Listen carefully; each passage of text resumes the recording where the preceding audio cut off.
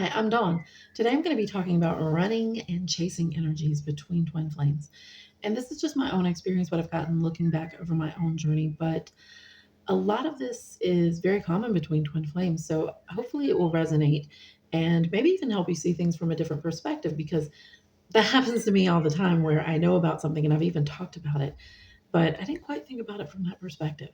And I just love it when that happens when, I have new light shed on something because this journey will hit you from all angles and it's incredible. So if you do enjoy this video, please leave a like. And if you're interested in seeing more twin flame, info, subscribe to my channel. Thanks for watching. When the soul awakens to itself in the other body, that's soul recognition. After the soul recognizes itself in the other person, this other person who shares your soul, the soul becomes activated, turned on to the awareness that goes beyond the ego, aware of its divinity beyond the physical, but also of its divinity within the physical to an extent. And this is a big part of the growth we'll experience on our journey, learning and feeling how to become our divinity within our physical body. I believe both experience the soul awakening to itself simultaneously because we are a shared soul. And it's during this phase of soul activation that running and chasing energies occur. Then there is awakening to your spiritual journey, and I believe that can happen at different times for each person. Once you begin walking your spiritual path, however, I think soul activation fizzles out because it's done what was needed. It's brought to your attention, your egoic mind, the things you need to be aware of. So then you'll feel the running and chasing energies dissipate. And it's my belief that you don't feel these or experience these again. There's what is commonly referred to as separation, which I call balancing or bridging, but that's different from running and chasing. And this is just my experience. There are people who talk about running and chasing during separation or throughout their journey, even.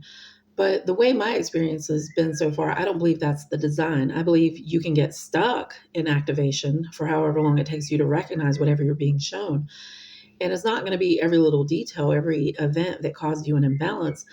It's the energy that your experiences came from, such as a wound that came from my parents conditioning me on what their beliefs of success were, for example. So my perception was distorted in some ways, but it affected my confidence and self worth. It's throughout my ascension that I heal that, though. And you'll come to realize, oh, that's why that happened. And this event occurred because of that energy. You see how the energies played out in different ways as you heal. For me, I went through soul recognition, soul activation, running and chasing, awakened to the actual journey. A reunion occurred. Then there was more running and chasing. And then I accepted my spiritual journey. And I think it's different from awakening to your journey because I think we can awaken, but we can also resist actually moving forward onto our path. And I think the bigger part of that is to recognize what we're being shown during activation. But then I started practicing self love, and then I heard from my higher self to meditate. So I started doing that. Then I began bridging, which is one of the words I just mentioned that I use instead of separation, because the words we speak are very important to manifesting our reality along with other practices. So I no longer say separation unless it's needed as a description.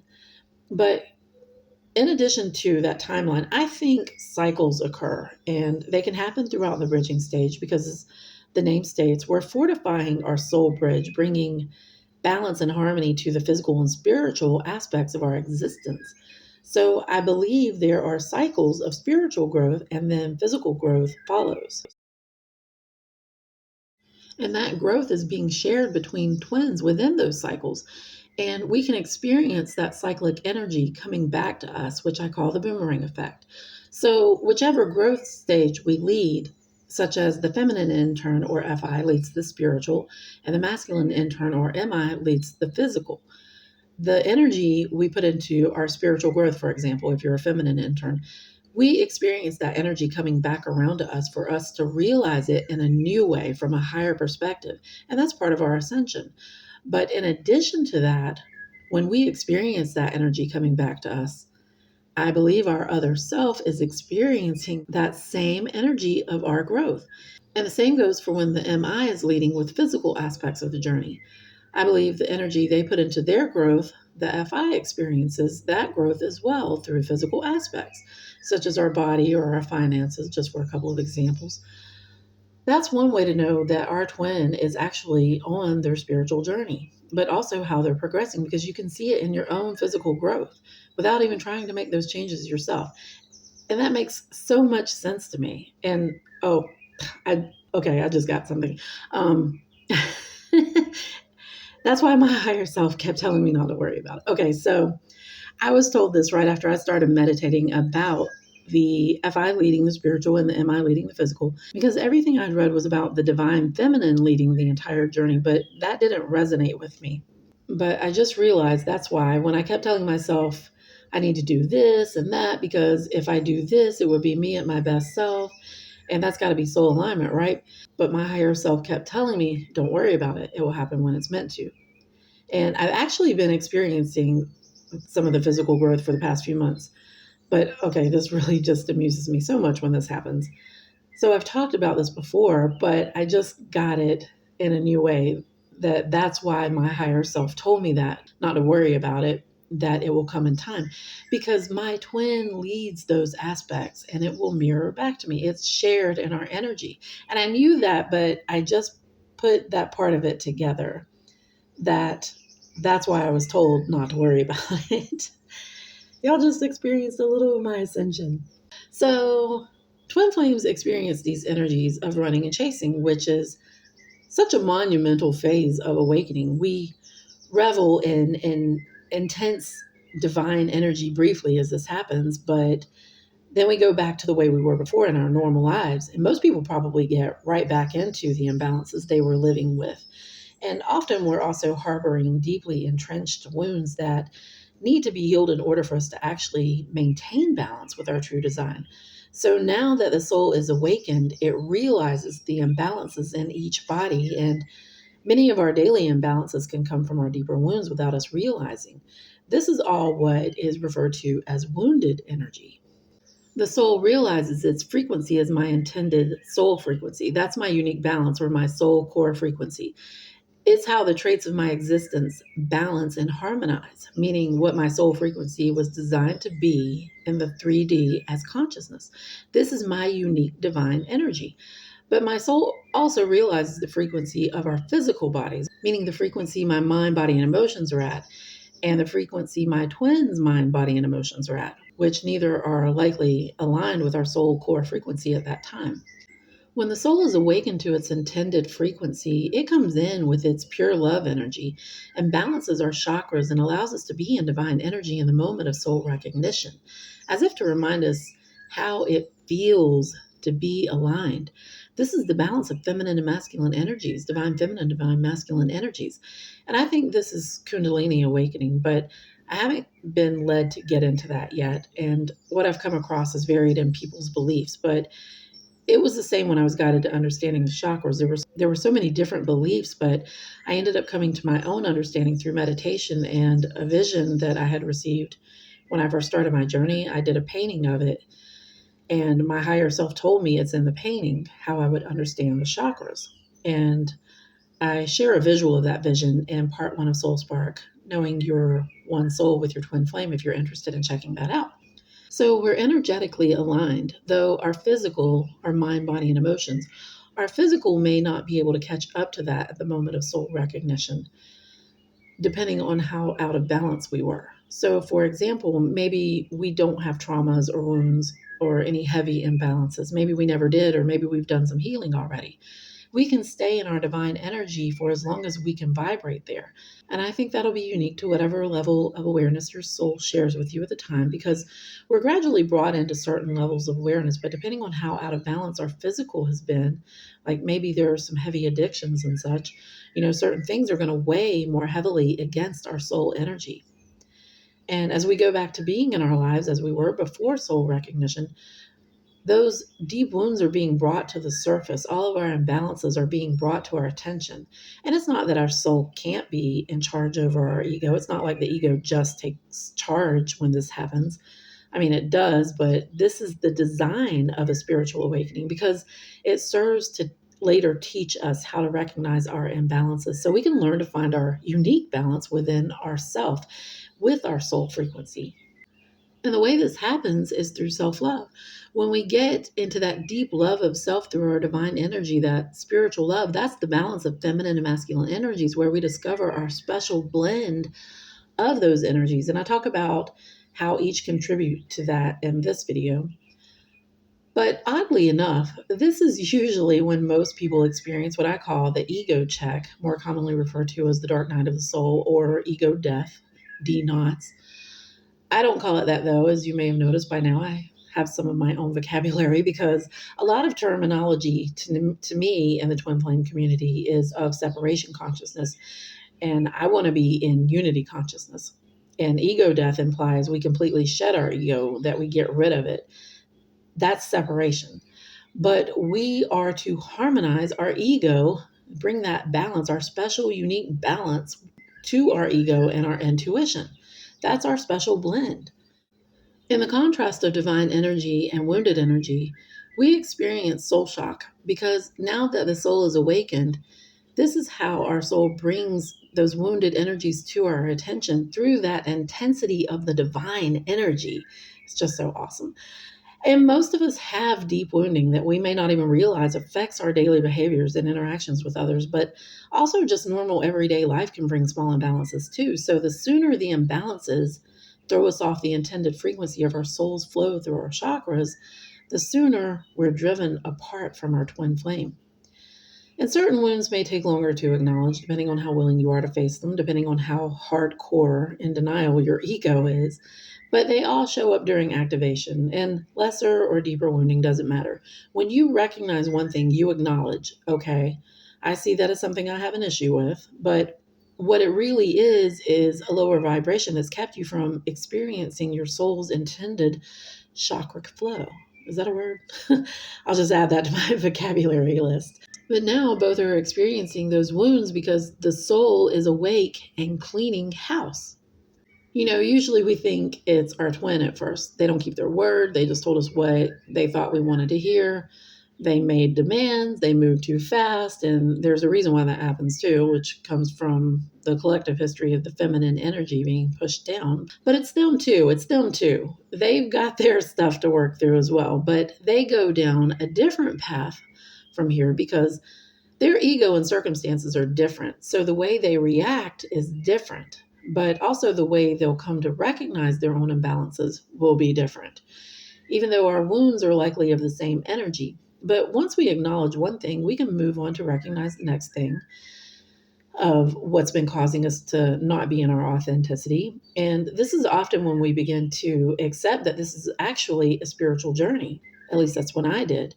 And then a reunion occurred, and it was like the last hurrah for the big wounds for me to take notice of before I began my spiritual walk, because I believe reunions show us the really big things. But we're driven apart again. But this time, now that we recognize our imbalances, activation is able to wrap things up, and we move into what is commonly called separation. But again, I'll refer to this as bridging because to me, this is empowering. It promotes unity consciousness versus separation consciousness. During bridging, we're learning what we need to balance. We're learning to open and use our hearts and strengthen our minds with truth. And this makes our bridge stronger to our soul because part of that is allowing the heart and brain to work together, allowing ourselves to be in free flow of soul. And it's fortifying our soul bridge that connects our spirit to our physical. And this is the place where we come to union with ourselves. And I say ourselves because our other experiencer who shares our soul is there too, which is really so phenomenal. And due to this shared energy of the one soul, the two bodies very noticeably feel out of balance with each other when they're imbalanced within themselves. Because when we're imbalanced within ourselves, we're imbalanced with each other because we're a shared soul. This is one way we're guided to begin healing and balancing. We're making our bridge stronger, throwing out the old rotted wood, broken rails, and rusty nails. And along our journey, we're gathering the tools and supplies we need to fix all of that because it's always been there, our soul bridge. We may have just neglected to use it and maintain it. So the soul is balanced as it was created, its unique blend. So it seeks to balance that uniqueness within each experiencer and also between the two experiencers. This is part of why we feel everything to do with our twins so intensely during activation. First, we experience the divine energy, then we experience the imbalances that our soul is exposing. And that's a huge contrast to the divine energy, which could be thought of like getting struck by lightning and carrying that electricity with you, and we can't discharge it because our soul is activating us. But then as the imbalances set back in, as they surface, they get exposed, that intense energy feels electric to the state of our physical existence. When the divine energy meets those imbalances, it sets off the running and chasing, and that intense feeling is there in all of it. And I believe both get hit at the same time with all of this. And some examples of running and chasing energies are, one seems to be running away, and both can run away at the same time, I think. Although it's common for one to run while one chases, and one may try to contact the other who is not being very responsive or even ghosting. But this may not even happen physically, but it's all definitely happening energetically. The obsessive thinking takes over the brain, where there's a constant jab in your brain of thoughts of them, and it's just very strongly shocking to your entire existence. And that happens to both as well. But it's that divine masculine energy that it's so electric. It's reaching out and taking hold during soul recognition. And it's like we're sought out and electrified. And that analogy makes me think of how I do believe the MI is the one who initiates soul recognition. But when this takes place is when your soul is activating your physical being, awakening you to your spiritual journey. And it doesn't happen overnight. You have your own experiences to go through and gradually come into the awareness of your existence beyond the ego and beyond the physical plane. And both experience all of this as well. Now, the MI is generally the one deeper in the matrix, the one more attached to their value derived from how they perceive themselves, especially through societal conditioning, material wealth, their job, who they know, and all that. And because they're usually deeper into this, they can attempt to distract themselves from the obsessive thinking a little more easily than their counterpart, but it's definitely still there. They're just trying like hell to ignore it. And for me, I think it actually made me feel worse because my interactions were so dissatisfying, like when I tried to deny and ignore, because I wanted all of my interactions to involve my twin. And they make excuses for a while, find other focus points, like I said, and that's running energy. They're trying to deny what they're experiencing, even deny that they're feeling something so unexplainable for the FI. And why is that? Well, because of their wounding and their conditioning. Those feelings threaten to change all that they've been conditioned to. And the fear comes from their wounds and that conditioning. And this can be related to a lot of things. Some common ones are age and race, status, culture, wealth, and it can go beyond that. But it also could be they're just happy where they are. Maybe children are involved and they don't want anything to change. Financial dependence with even on someone. It may just be a comfort zone. So I believe activation can last indefinitely. It's however long it takes you to recognize your imbalances, because eventually you're going to be led to work through this to heal. And this is done by acknowledging our truth, how something makes us feel. That's ultimately our heart, our soul's portal. I believe our soul comes as consciousness through our heart chakra. And the same goes for your counterpart, however long it takes them to acknowledge their imbalances. That's why I think people can ignore the acknowledgement of their imbalances for just so long, because it goes against their soul. And I believe they can resist, but only for so long. So that's part of the reason why one may not begin their spiritual journey until much later than the first one did. And that's when the healing comes, during your spiritual walk, during bridging. And everyone's experience is different. Running and chasing energies for me showed up within about 48 hours of meeting my twin flame. And I think soul activation lasted nearly 3 months. But whatever is there, soul recognition occurred at this time for a reason. And to my mind, it may seem wrong or chaotic or scary, or maybe even all of those. But as we're being shown our imbalances, we're also being shown our balance. That's the contrasting energies of the divine energy and the wounded energy. That's so incredible to me. We're being shown unconditional love, which involves freedom. And I'm learning more about what that truly means as I walk my path. That unconditional love for each other is already within us. That's the spiritual love we're given. We're reminded of why we feel so strongly, even though it doesn't make sense to our ego. That love felt for your twin is actually very evident in the running and chasing energies. Feeling that incredible love without understanding what it is or where that feeling came from in the time of soul recognition. And you don't care about all that then. You're both just being, because that's part of our divine energy. Being present, just being present in the moment. It's only when activation occurs and those imbalances rise that duality starts up the running and chasing. It's those fear-based energies within us and our other self that, in my belief, the sooner you acknowledge them as being fear, the sooner you can move into your spiritual growth and turn all of that into love. It's the most amazing feeling.